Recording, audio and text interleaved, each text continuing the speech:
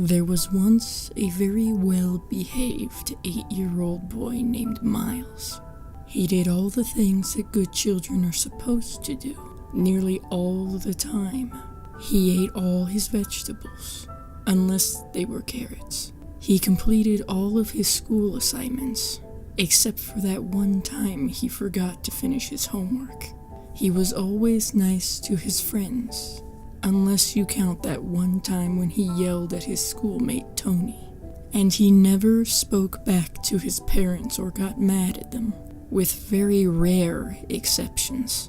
Yes, he was nearly perfect, and he was a joy for his parents to raise, almost all the time. The boy existed more than 30 years ago, and in a manner of speaking, he still exists. That boy, he's me. And he will always be part of who I am. I can remember every transgression I made as a child, not only because there were so few of them, but because they ended up shaping my life in a way you could never imagine. Of all my misdeeds, the one that stands out most vividly is the last time I yelled at my parents. The funny thing is, even though I can remember being mad, and I can remember every word I said, I don't recall exactly why I was upset. When I try to think of the reason, it's like looking at a blank sheet of paper in my mind. I can tell you that it wasn't anything that my adult self would find consequential, but I know it felt important at the time. It was 2 days before Christmas, and the words I spoke felt foreign as they came out of my mouth. Probably because I'd never said anything quite like it before. Go away! I don't want you to be here anymore. I don't want you to talk to me ever again. I could see the hurt in my parents' eyes as I unleashed my tirade towards them. Even now, I'm surprised at what a profound effect the words from my 8-year-old self had on them. Their dismay was mixed with obvious shock upon hearing me lash out. My mother had a look on her face that was confused, sad, and angry all at the same time. My father was harder to read, but I knew he wasn't happy. Sadly, the looks on their faces are among the last memories I have of my parents. Their distraught scowls are burned into my mind, 2 visages that are now a permanent part of my psyche. By the time that Christmas Eve came around, all had been forgiven. Whatever the issue had been, it was resolved. My mother cooked a special ham dinner, and we had a roaring fire going. The house was warm and extra comfortable, and in the hours after dinner, I sat and sipped from a mug of hot cocoa with peppermint. I no longer believed in Santa Claus, but that didn't stop me from feeling a natural Yuletide excitement. I fell asleep that night staring at the dazzling lights and shining ornaments that clung to our Christmas tree. I vaguely remember my father carrying me to my bedroom and giving me a little kiss on my forehead. I awoke later that night to the feeling of someone poking their finger into my back. "Wake up, kid." It was a voice I'd never heard before, a man's voice, with a slight drawl. My eyes opened widely as I instinctively rolled out of my bed. In an outright panic, I fell to the floor and screamed for my father. I was trapped in a corner of my bedroom. I could see the man's silhouetted figure looming clearly in front of me. A small red glow came from a cigarette in his hand. I froze in fear of this stranger who had invaded my home. The man spoke to me again. "Quiet down, they can't hear you right now anyway." He put his cigarette to his lips and inhaled deeply. As he did, his face was illuminated by the red glow, and I could see his deep-set eyes, his dirty fingers, and his long black hair. "But kid, I can hear you. I can hear you better than anybody, in ways you can't even understand." He pointed at the side of his forehead as he spoke. I didn't reply, but even through my fear, I couldn't help but wonder who the man was. He nodded as if he knew exactly what I was thinking. "So, you'd like to know who I am? Well, I'm the guy who's tuned into your mind. I'm the guy that's been around for a long time. And most importantly, I am the guy who gives kids what they ask for. He looked straight into my eyes, invading my mind and reading my thoughts. No, kid, I ain't Santa. He was agitated. You stupid? Do I really look like that fat fucker? No, man, I'm much better. I don't judge, and I don't discriminate. I give kids what they ask for. The good kids and the bad kids. I finally found the courage to speak, even though he seemed to have no trouble answering my questions before I even asked them. I didn't ask for anything. My voice trembled as I spoke. Sure you did. You wanted your parents to go away. I heard that loud and clear. Loud and clear. Not very nice of you. I'd say that makes you a bad little boy. But don't worry. Like I said, I don't discriminate. But I don't want them to go away. He shook his head. You said it. You meant it at the time. I heard it. I don't hear all the kids, just some of them. And I hear you loudest of all. Tears began streaming down my face, but their presence didn't seem to change the visitor's demeanor towards me. Well, kid, I just wanted to meet you and see whose voice has been screaming in my head the past few days. He turned and started walking towards the door. I gotta get started. It's time to give you your gift, and get a gift for myself, too. Merry fucking Christmas, kid. He flicked his cigarette into the corner of my bedroom as he passed through the doorway, repeating himself as he walked down the hall in the direction of my parents' bedroom. Merry fucking Christmas. The door to my bedroom shut, even though the man himself had made no effort to close it. I screamed aloud for my mother and father. To this day, I still have no idea if they heard me. I wish I could tell you that I bravely ran out of my bedroom to warn them, but I just sat huddled in the corner crying and afraid. I listened intently for sounds of a struggle, or for my parents yelling, but I couldn't hear anything. Hours passed and I could see the outside sky turn from black to gray, then to orange. I waited for my mother and my father to find me. The orange sky turned blue as the day wore on, but they never came. An absolute silence hung over the house, yet still I sat there. It was well into the afternoon when I finally left my room. I knew I couldn't stay there forever. I tiptoed slowly to my door and opened it only a few inches. Looking out from inside my room, the house appeared normal. Everything that I could see was in its place. I pulled the door open all the way, almost expecting the man from the night before to jump out at me. But that didn't happen. My voice broke the silence. Mom? Dad? No response. Trying my best to stay quiet, I walked slowly down the hallway towards my parents' bedroom. The door was ajar. Dad? I put my hand on their door. Mom? I pushed it open and looked inside. I don't actually remember what I saw. To be clear, I'm perfectly aware of the fate that befell my parents, based on what was told to me later on. But I have no memory of the actual sight that I witnessed during that one awful moment. It's a tragic event that my sane mind has blocked out. Even today, when I recreate the events of that night in my dreams, the scene fades to white as I push the door open. My next memory is of me laying down in the street directly outside my house, screaming and flailing my arms wildly.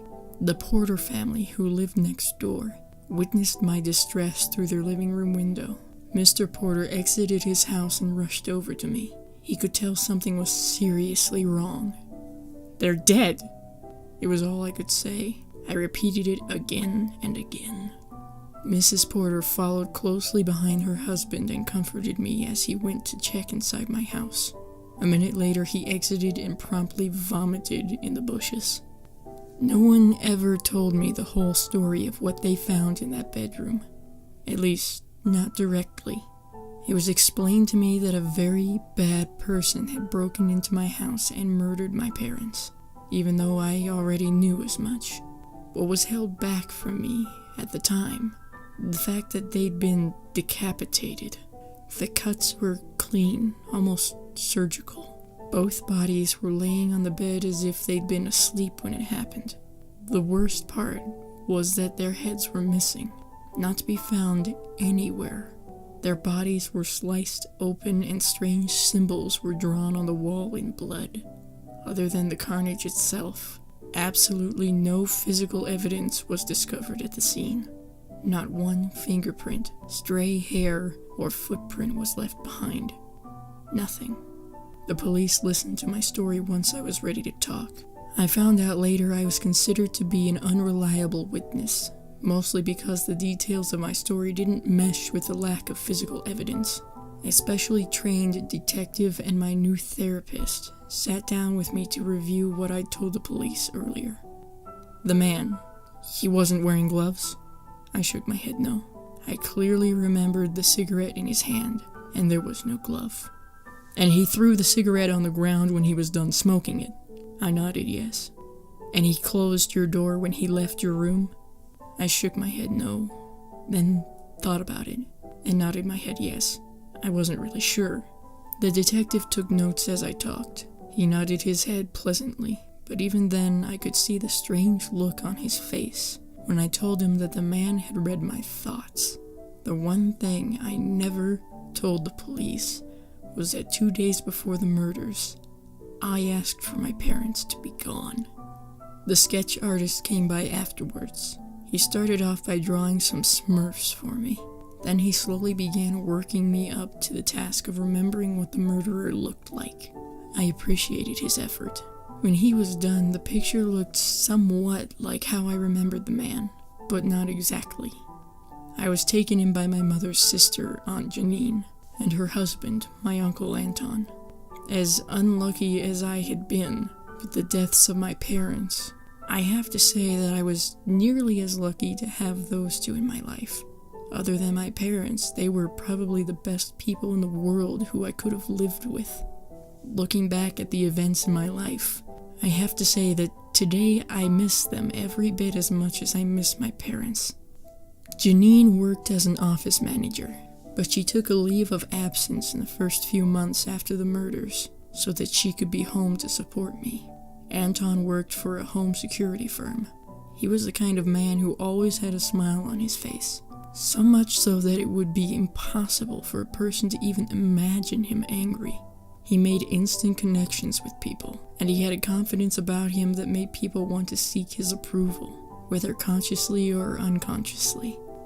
Janine and Anton didn't have any kids of their own, and they'd always been very generous toward me.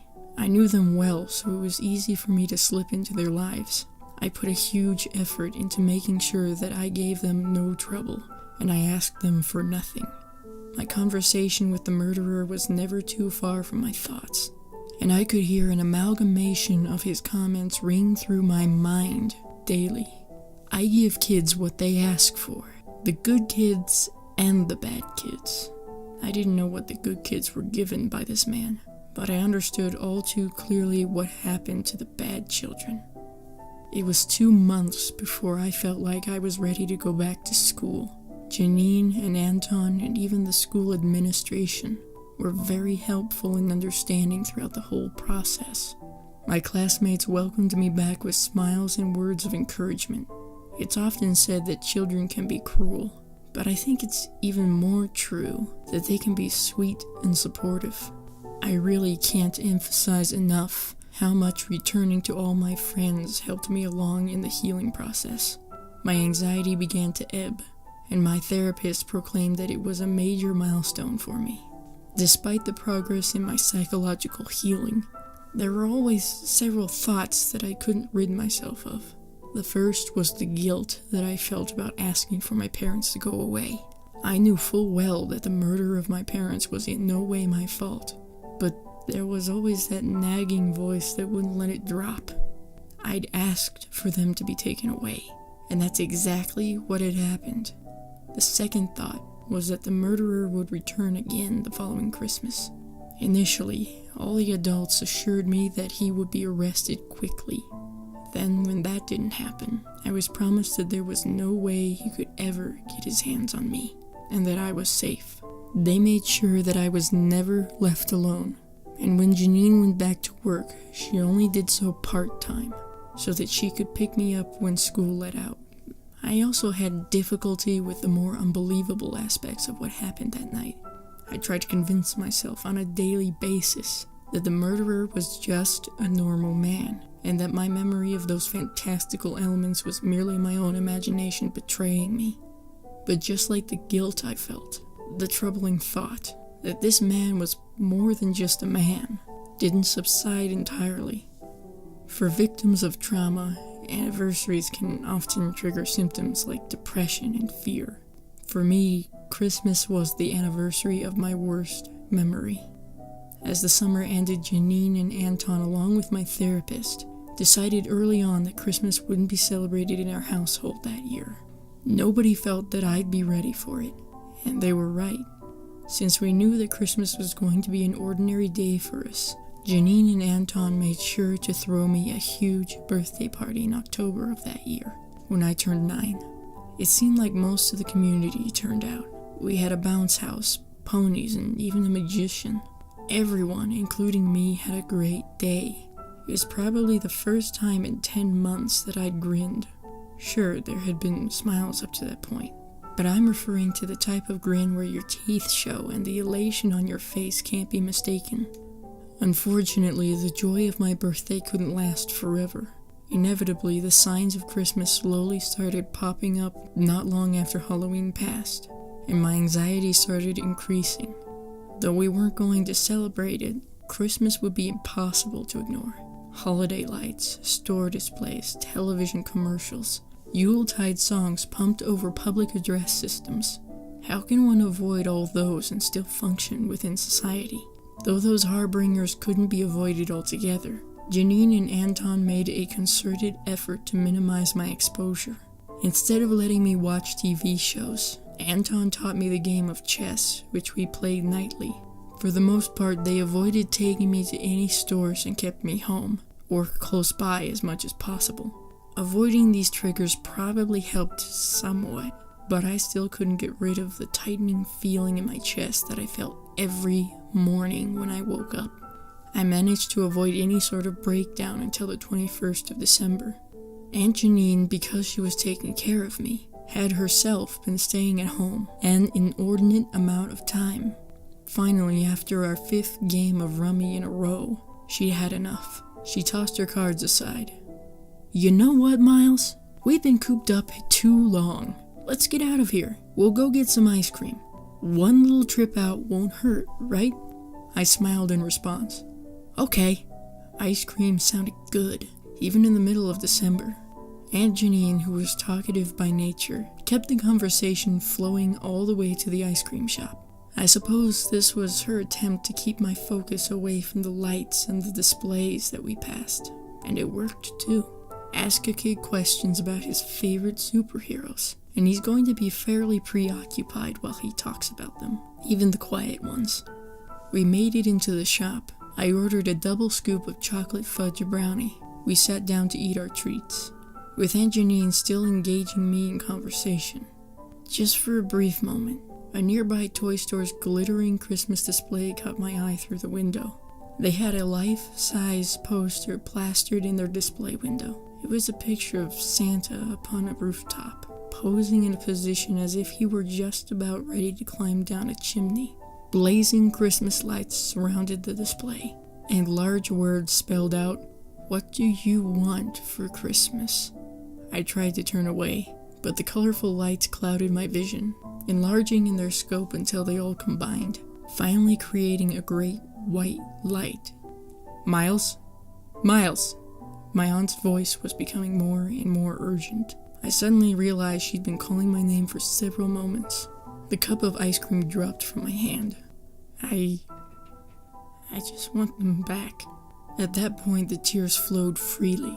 I could think of nothing else. I was hysterical. Aunt Janine quickly came over to my side of the table. "Oh my God, Miles, I'm so sorry." She grabbed me and hugged me tightly. I reciprocated, holding on to her as firmly as I could. This was a bad idea. I'm so sorry, sweetie. I'm sorry I brought you out. That was stupid of me. I'm so sorry I missed them too. It took at least 15 minutes for Aunt Janine to calm me to the point where we could leave the shop. We left our unfinished ice creams behind. No other incidents happened in the next couple of days, and my interactions with Anton and Janine helped distract me. Finally, it was Christmas Eve. I was quiet all day long, even more so than usual. Anton noticed and had a talk with me after dinner. "You okay, buddy?" I nodded my head yes. Despite my assurance that I was okay, he could tell I wasn't. He knew almost exactly what was on my mind.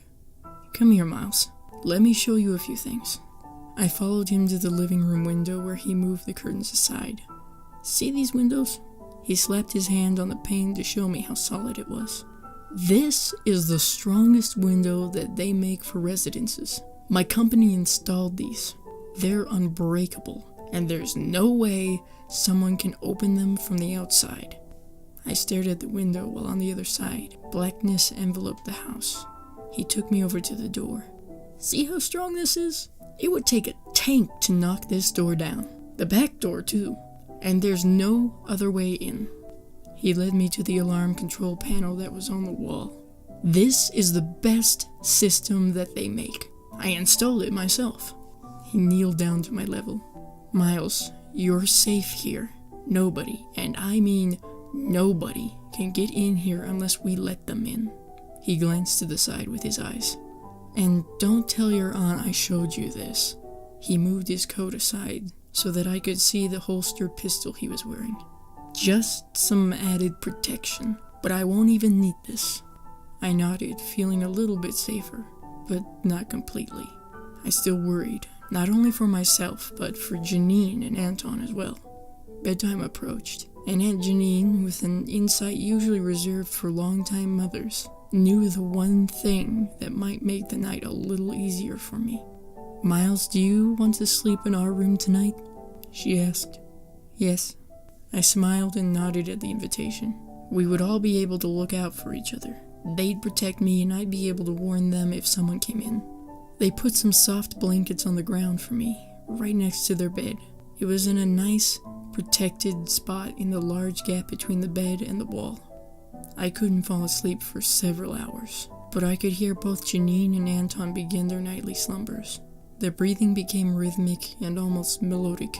I listened intently for any noises that might have been out of the ordinary, but nothing abnormal sounded out. There was a clock ticking somewhere in the house, and the occasional car passed by outside. Finally, my weariness overpowered my uneasiness, and I began my night's sleep. The dream I had that night was unlike any other I had before. I was in what appeared to be a large garage, the type where mechanics worked on cars. All around me, automotive parts were spread out along the ground.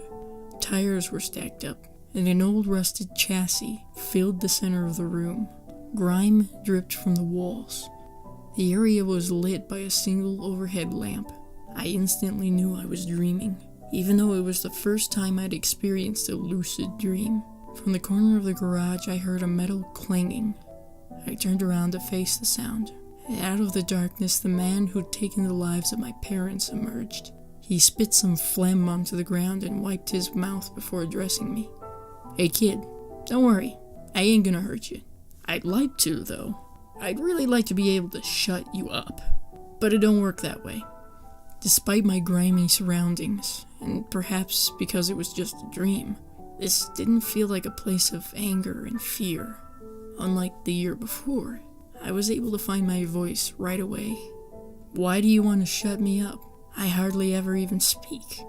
When you consider some of the other obvious questions, I know it may sound strange that I chose to open with that.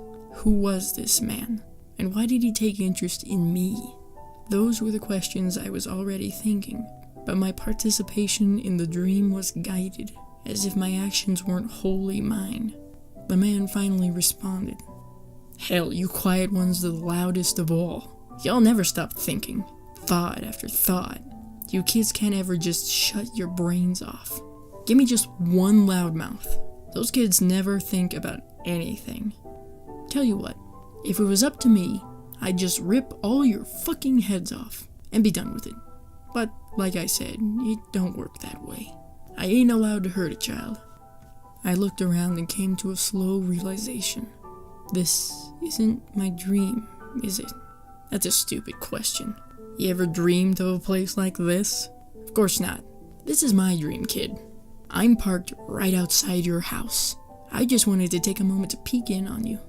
My fear of this man, which had been otherwise controlled to this point, slowly began creeping back. He saw the look of despair spread across my face. Have you been a good boy this year? He gave a little chuckle.